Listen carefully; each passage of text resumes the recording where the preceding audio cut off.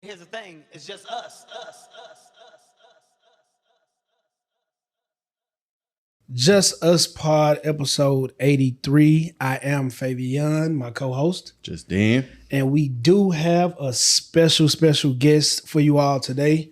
Some of you may know him as LP, keynote speaker. Poor Horseman podcast. Is it four of you guys? It is. Well, three now. Three now. We've had some changes, but yeah, three of us now. Okay, yeah. three of you guys. Okay, so LP. But some people also might know him as the face of Houston podcast, bro. True. But they may not know it's me though. Yeah, they may not know it's me though. Yeah. A lot of things that you see going on in the podcast world in Houston is you. Or a collaborative effect. There's a bunch of us behind the scenes. Yeah, Mr. Humble Pie over here. All right, yeah. But the biggest achievement so far, and you probably would say, is the space that we're in without now. question. Yeah, without question. Houston Hive. Well, Hive Houston HTX. Or how do I say it correctly? Just the Hive. Just the Hive. Yeah, just the Hive. The Hive. Brother, this, I've told you, when we came to the opening event, and I'm telling you now, something I've never seen before. Beautiful. First off, congratulations on 83 episodes. Thank you. Most podcasts don't make it past 10. Thank you. So the fact that y'all still grinding, getting out the mud, but by way of introduction, again, LP. Some of you know me as Breon, which is my government. I don't even give that out much, but I guess my NIL has grown a bit since we had our grand opening. Mm-hmm. I usually be in the background, and that's like really me for real. Right. Yeah. So for people to know that I'm the person who's been doing a lot of people's things, it's kind of awkward, but at the same time, we here. So I appreciate it. Yeah. I do have a question as it regards to the Hive and just your overall thought process and a little bit of your background. How did this come to fruition? Was this something that you've always wanted to do? Nah. So by trade, I'm in finance. Okay. So on a day-to-day basis, I manage money. And I didn't really have a vision for this, but I did have a vision for like the creative community. Okay. Because when you manage your money, that is boring. Mm-hmm. Like I'm not, I'm on spreadsheets, the market, I'm in committee meetings. It's not a lot of engaging activities there. So my creative brain was saying, hey, what's a way that I can get involved? A low barrier to entry for me. I can't sing. I can't draw. I can't break dance, but I can talk.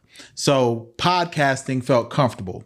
The easiest form of storytelling. Mm-hmm. It's a way you can practice it for free. So when I moved to Houston, because I've been here about a decade now, there was like no barrier to entry on that for me. So I was like, why not try podcasting? Right. And then that turned from the living room to the space we got in. Well, man, we was in a trap house at one point. Nah, for real. Like they were selling dope right next to us. God. From there to the space in Main Street to this. So it's just really keeping my head down, staying humble, and collaborating with the right people and the right partners to get to the space now. So in the space that you are now, the Hive, everything that when you said 10 years in Houston, you're not originally from Houston. I'm not a Houstonian. Okay, so where are you from? I'm from Oklahoma. Oklahoma? Okay. Yeah, I'm Oklahoma. Right, cool. Yeah. That's still up the street. Close enough. I'm Red close. River. Close enough. Red River. Yeah. Rivalry, but it's close no enough. doubt. I'm a Sooner too, so I don't play that. If y'all UT fans, this pod is over. We I was gonna say we ain't gonna get into that. We'll let you have that. So you said 10 years ago, you were introduced into podcasting, because he just introduced me to podcasting a few years ago. Yeah. So I that's the benefit of kind of my role too. Okay. I started seeing advertising dollars leave radio and TV, and I can remember when Apple put this app on our phone. And no one knew what it was. Right. I was like, what's a podcast? So I started reading like white papers, started studying where this money was going. And I was like, oh, there's people who are making money in this, but the money was real small then. Mm-hmm. Yeah. Like if you can remember when YouTube didn't really start paying people till about 10, 15 years ago either. Mm-hmm. Like when they figured out AdSense, figuring out that you could take a micro creator, someone who doesn't have a huge following, but their following is loyal. So brands were willing to attach themselves to those creators. Yeah. Podcasting was a low barrier to entry to that. So I started saying, well, why not me? And started building it out, collecting people who were willing to work with us, and then also collecting creators who were willing to, all right, let's see if my brand can go places. We've got shows on tour and everything now from that. And it just was a process. Yeah, just keeping our head down and doing the work. So did your background in finance allow you to forward think like that? Yeah, because I think I figured out the process. Yeah. Like, there's a process in the market. There's a process where the money goes, and I was able to attach that to the process in podcasting. See, that's why I wanted to have you on. See, now you got my wheels turning. You know what I'm saying? I'm trying to, the more episode, I'm trying to get to them yams. Everybody be podcasting for a certain reason, and it's not about money for me because I do truly enjoy doing this now. Like, this is really not a bypass for me. So the next question, I've seen, I don't know if it's endorsements. I don't know if it's sponsorships. I don't know but I've seen the Poor Horseman, your podcast that you're, are you the leading? Nah, I mean, it's a collaboration. It's a collaboration, but we get paid. Yeah. Okay. We get paid. Okay. So that's what I'm getting to. Yeah. So these, I've seen, was it Hennessy pot? We've had a variety of brands. Like, we try to attach ourselves to brands that align with us. I'd say about once a quarter. Okay. And then from there, we'll do more collaborations in this space because we've got the real estate to do it. But about once a quarter, we're often have someone who's a partner of ours on the pod. Okay. Yeah. Okay. So for me, what came first? Okay. The podcast or let's say, stepping into the space of let me create some content or allow these other creators to create this content at the same time? Okay. Yeah. So I never wanted to be a podcaster. Right. No, I'm being real. I understand. Two in the same. I understand. My vision was that there has to be a way to turn this into something other than just talking. Right. So when I saw that there was maybe a need for the skills that we were willing to learn, because no one knew how to. I mean, when you were uploading podcasts before, it was just SoundCloud. Yeah. You couldn't even do video. So once we started learning this piece, then I said, oh, we've got a service we can offer. And we come to it as a service. It wasn't a business at first. We were servicing our community to support people who wanted to tell stories. And I think if you come at it from that lens, then the rewards come faster than, hey, I'm trying to build something to make some bread. Yeah. And I've always came at it from a lens of we're serving people.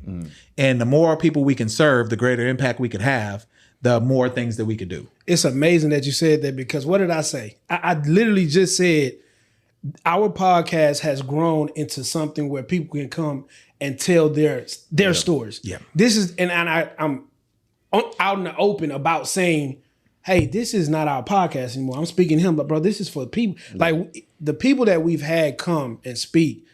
I don't know how many episodes you've called. Yeah, no, I've got y'all. Yeah. Man, listen, some of the stories I've cried on the episode, not going into it, trying to cry. You know what I mean? And it's just special to hear you say that's where it started from. The groundwork came from there. So it lets me know I'm on the correct. Yeah, y'all doing it right, man. And I think for us was more of we need to figure out how to continue to hold conversation amongst each other first before we can bring somebody else in and have a discussion that we don't have the same chemistry with them, right? Yeah. So figuring out how to do a proper interview with somebody or bringing them in as just a collaborator, right?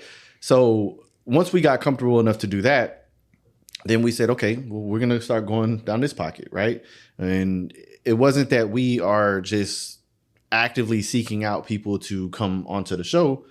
Sometimes they're reaching out to us. No doubt. Or we run into them at the corner store or wherever it is. And it's like, okay, well, me and him discuss it. Cool. How do we want to approach this? And okay, let's run it. But then that also led into, like you were saying, right, where you start to see these different avenues or whatever. We also enjoy the different avenues, right? So we're having fun as we do this, and that's where side missions comes from. No doubt, right? So, yeah.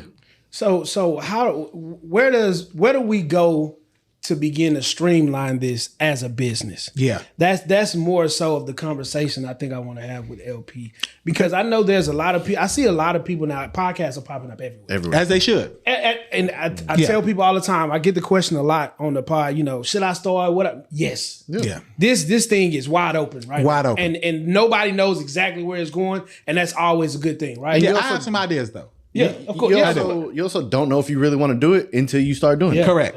Correct. So to me, I think so. There's twofold, and y'all didn't ask for a diagnosis, but we're gonna do it. Yeah. No. Yes, I did. Okay. If I didn't say it, yes, I did. Okay. So, extremely talented, skillful in the conversations you have. Your guests feel comfortable. I feel comfortable.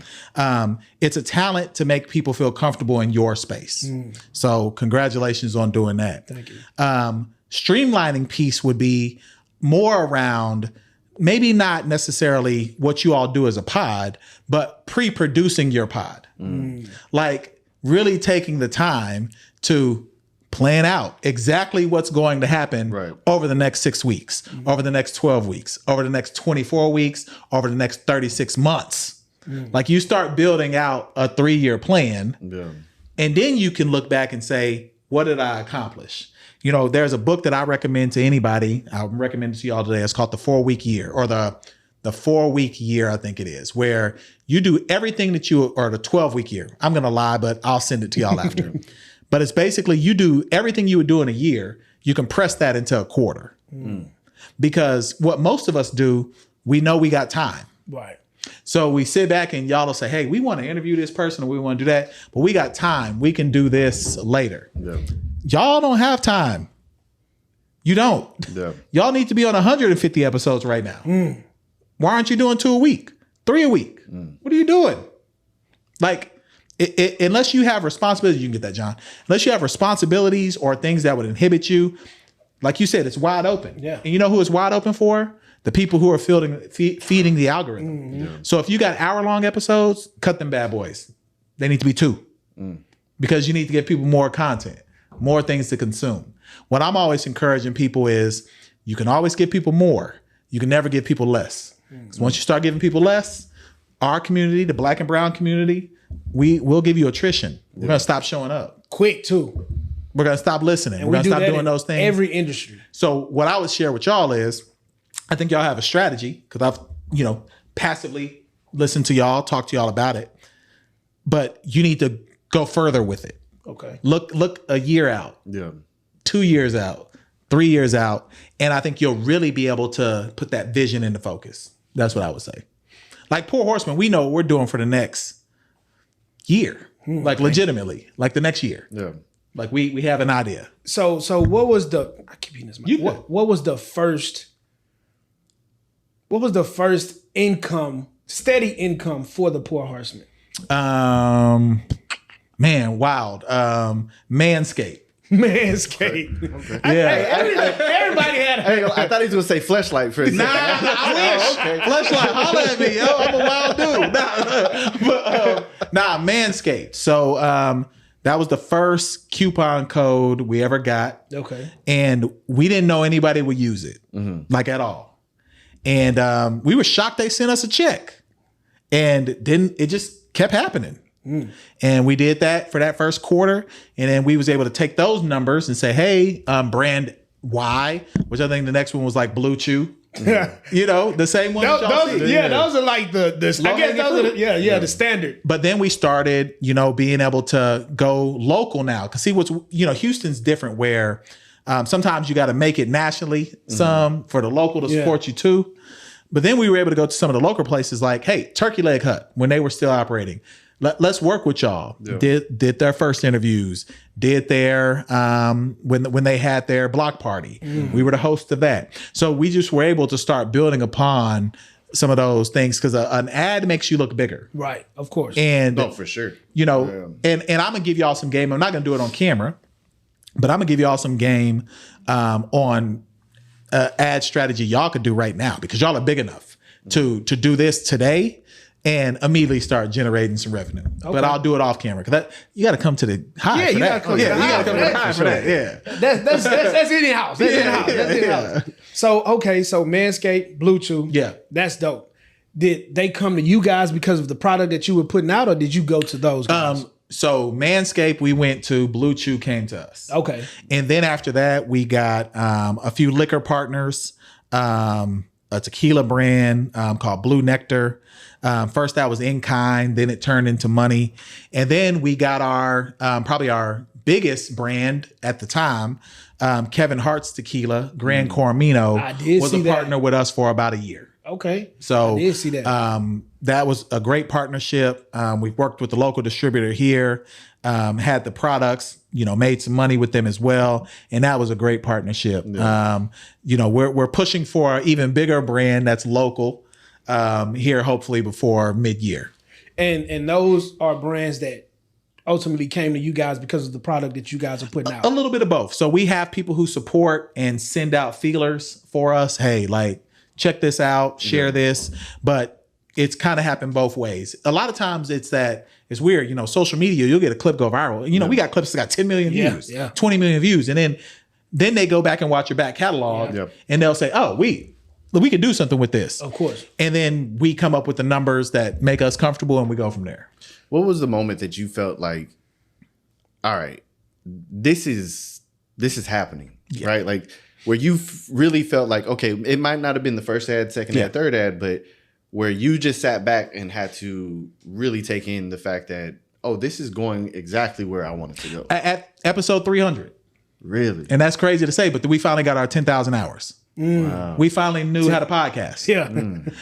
And we're learning every day, but we did not know how to podcast until episode 300. That's crazy. Go a little bit more in depth about not knowing, because I still don't feel like we know how to podcast truly either. Yeah. I mean, if you look at the highest level of podcasts, Joe Rogan, it looks like he is just having a conversation. That is well produced. Right. Every segment is thought out. Every video is already queued up. Everything is prepared. He is a connoisseur of television. You got to remember, he's been on TV since 1992. Yeah, long time.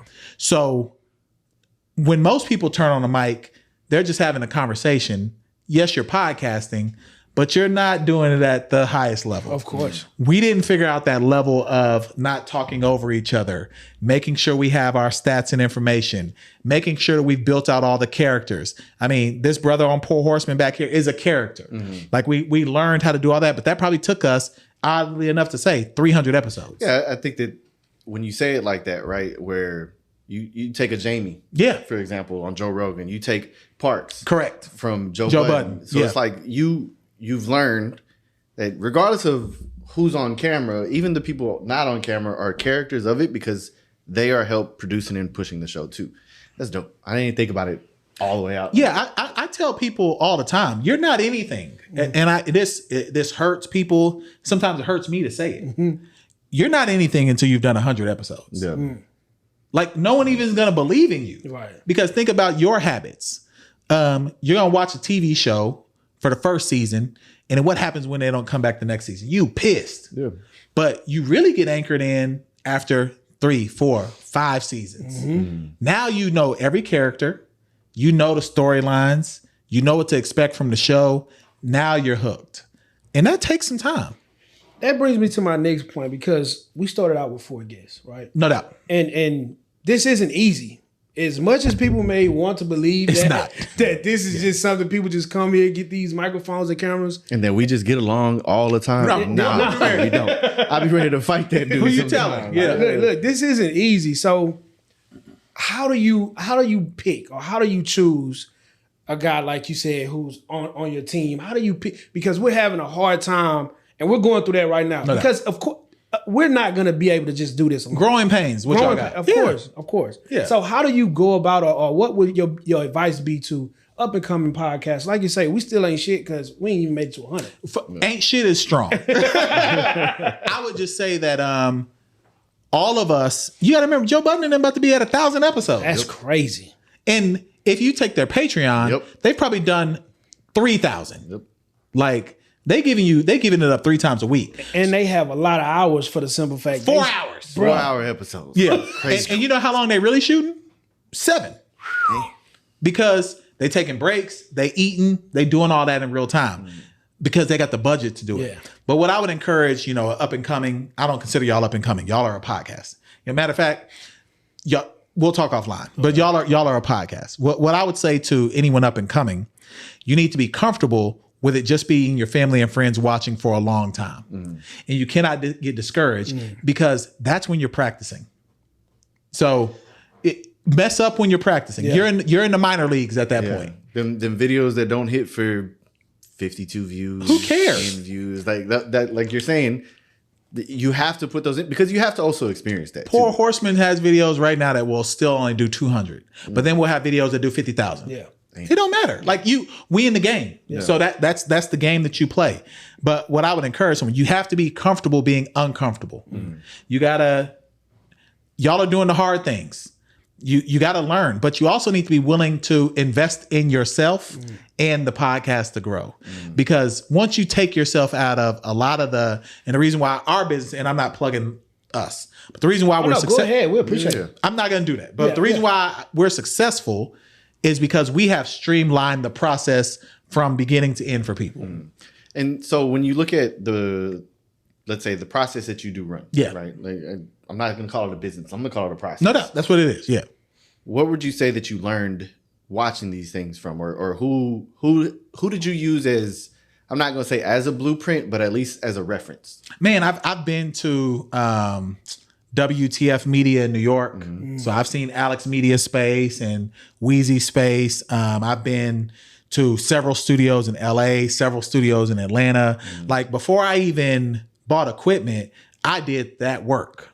Like, as you mentioned, people on your team, I went to Texas Southern University and said, hey, y'all have this film video studies and this communication program. I bet you have students who are more talented than me that'd be willing to help me learn this and we can learn together. That's a product of him, So I used the resources around me and went and got educated before I did anything where I was charging people. Right. I didn't want to charge. I couldn't charge no one and I didn't know anything what I was doing. Because I'm comfortable with failing, but I'd fail on my own thing before I fell on y'all's. You know what I'm saying? So I tell people early on, get as much education as you can. And then once you lock in your team, go lateral instead of vertical. So network across, network with people at the same level as you, network at people who are just learning cameras. They're not the best, but they're going to grow with your show. He didn't know how to do anything. But now he probably one of the dopest videographers on a podcast in the city. He be putting out that fire. Yeah. So, but that's a lateral conversation. I wasn't trying to go get the best person. Yeah. Like, okay, let's all work together. That's what I encourage a new creator to do at all times. That's beautiful, bro. And something you just said, just to piggyback off of it, the education to want to go do something that you found a passion for. Yeah.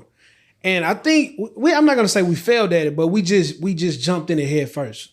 We said we wanted to do something, and before our mind let us not do it, we just jumped into it. And we didn't really do any educate. I don't know if he did that much educating. No, I mean, I think just to be like absolutely honest, for me, it was more, I was willing to put the work in. And like you said, I wasn't scared to fail. So I knew that I was going to fail. We've lost episodes before because I failed, right? Yeah. So I was just willing to really put the work in and then say, okay, I'm going to figure this out as I go, right? It was more on the job training versus, reading the procedure on how to do it. Now I need to be there hands on. This is how I'm going to learn. But that shit wasn't easy. Yeah, man. Y'all and just watching y'all from afar, y'all really did go head first because y'all ain't been. How long have y'all been doing this? Just made 2 years. And y'all done 83. So y'all rarely missed. Yeah. Y'all been putting out consistent content. And I'm telling you, man, people would die to be in y'all position. Yeah. I'm telling you, like most creators. Because I see most, like it's one, we get trapped in trying to be perfect. Mm-hmm. That's the first thing that I see maybe as a challenge, where someone feels like I can't put it out because it's not right. Yeah, it's never going to be right if you wait. The second challenge that I see from people is that when people aren't watching and listening immediately, they get discouraged, not understanding that Prince's first song was probably him and his family. Yeah, Mike Jack's first song was after he had to get beat up his brothers, in Indiana. You know what I'm saying? So like it's a process to this. And there's never a greater time than now because no one is gatekeeping you from being in this industry. Yeah. Like, and I think that's the beauty of it. Yeah. That's why when we came to do the interview with you and you were so, your arms were wide open, like, man, come on. Yeah, I love it. We appreciated it so much because that's just a small token of, like you said, 83 episodes, bro. We've been doing this and doing it. And just for people to say, when you said Saturday, I've been watching y'all from afar. No, that was enough for us. We left out of here with our heads high, like, yeah, bro, we doing it. Man, I was happy I got that DM maybe a few months back. Yeah. And I was the one who said, yo, when are we doing this? Because I was interested in what y'all were doing. And that wasn't to have y'all come here. I would have came wherever y'all was. Yeah. It just happened to be that this worked out better. Right. So, and this is, hey, I ain't mad. I ain't mad at it at all. but yeah, like you don't understand the amount of people who are watching. Yeah. I learned that in a weird way. Like, I say reckless shit on pours at all times. Yeah. You never know what's gonna, like, people be like, I didn't know you talk like that. Well, I'm multiple people. You know what I'm saying? So y'all will never know who's really watching you, man. There's people who are ear hustling y'all every episode you put out. And that's, you're absolutely right for the simple fact that someone told me 2 weeks ago, and I was having one of those moments where we were having these tweeners, like our Facebook wasn't jumping like we usually, the YouTube wasn't really, everything was kind of on the low end. I'm like, man, what do we need to do different? Do we need to rebrand? What is going on? What do we need to do? And somebody said this to me. He said, bro, it could be 6 views on that video. One of those views can be somebody who really, really can take you to the next level. So don't worry about the views. So yeah, it's a testament to what you just said. Yeah, man. Y'all, I would say that, or I would add that even though they're those 6 views, even if you're not worried about going to the next level, you still having an impact on those 6 people. Yeah. And that's what I think creators miss. Like that you're impacting someone, man. Like, I'll listen to a lot of pods because, I've studied this. Like, now I'm insane. I listen to everything 3 times or 2.5 speeds. Now I'm being real. That's crazy. Hey, that's crazy. Do not ride in the car with me. They'll tell you. Like, you listening to the shit my speed. Yeah. Like, it might be 3 on Spotify. I'm 3 times. On YouTube, for sure, I'm 2, and on Apple, I can go 2. Yeah, I'm nuts. You definitely are nuts. I am. I'm a wild person. But that's why you're able to create such the high. But what's so crazy is you're not the only person like that. Yeah, there's so many people like that. You got to do that to me. Yeah. I got to. So, but what I encourage people though is to study other pods too.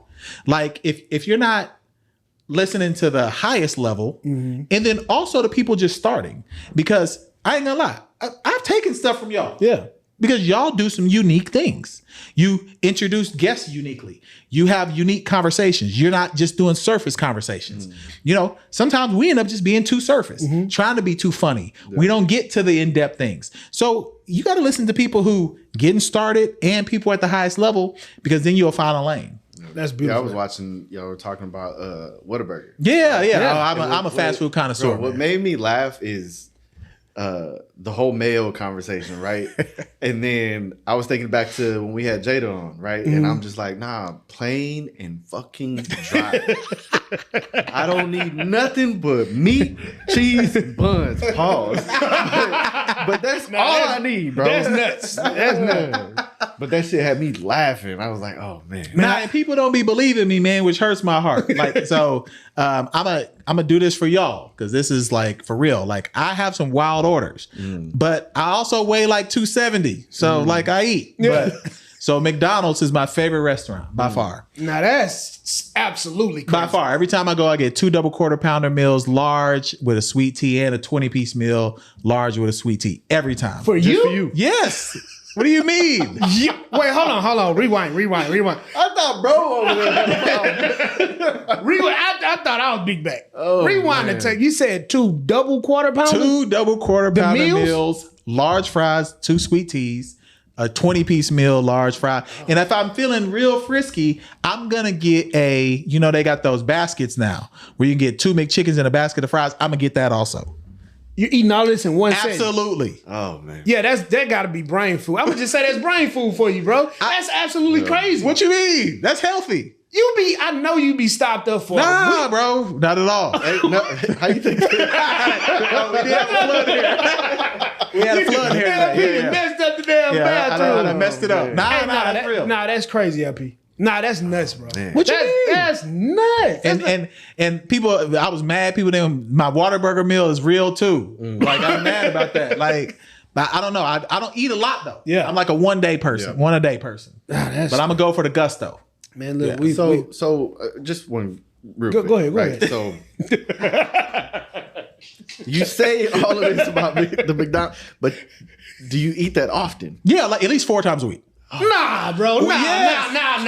Okay, look. Now you bullshit. Okay, hey, so this is. Oh, you got the app. Okay, if you open that app and it's 100,000 points, it's gonna be more than that. So look, you got to be mad. Okay. See, I love it when people call me a liar. LP is Black History Month, bro. It is Black History. You wrong, man. I am Black History. What you mean? This is What you mean? I've never heard nothing like this in my life. That is crazy. What you mean? That's a reasonable order. What, bro? One double quarter pounder. Look at my last order. I'm gonna look. Look at my last order. For the people that can't see this phone, he is not lying. Okay, I'm about to show you. I'm gonna quickly reorder my last order. What's that say? That is too damn much. And that was on Thursday. Yeah, but you're not feeding anybody else with that. No, this is me. I'm feeding myself. What are you talking about? You seriously eat all of that? In one setting. Time out. Yeah. What does a day for LP look like? Because I need to understand there has to be a workout in there somewhere. Yeah. Bro. No, I go. So I'm usually up every day about 3:30 a.m. Yeah, about 3:30. Okay. That people don't be believing this either, but that's when I can sit to myself. I got 2 daughters, so and once they get going, it's the day over. But I'm usually up about 3:30, and they can validate that because John will tell you, when do I text y'all? What time do you get my messages? Yeah, I'll be like hitting them. Yo, this is what we gotta do tomorrow. Where are these files? What's going on? Like I work best after midnight. Okay. But usually about 3:30, I'm up. I probably sleep from about midnight to 3. And then what time are you going to bed, LP? Like midnight. Like midnight to 3.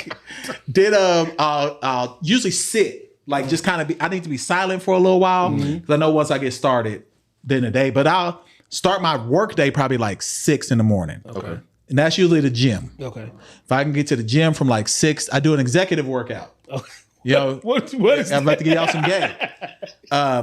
30 minutes in the sauna, like no movement, just sitting. Yeah. And then t-shirt muscles. So bench, biceps, triceps.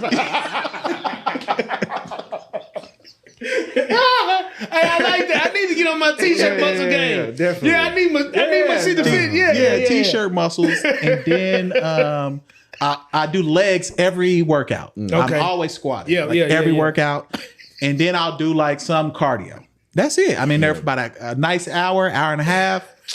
And then I'm starting my day. I'm either coming here or the other studio, but also travel a lot with my job. So I could also be in any city. I was going to ask, are you still in the corporate world? Yeah. So I'm still in the corporate world. I'll travel quite a bit with my W-2, but that's usually my day. I usually end most days about 10. Oh man, that is fun. T-shirt muscles is hilarious. I've never heard that. Is executive workout. That is crazy. Yeah, that's what it is. Man, LP, we appreciate you allowing us to pick your brain. Hey, that burger order, you know that's a clip. Yeah.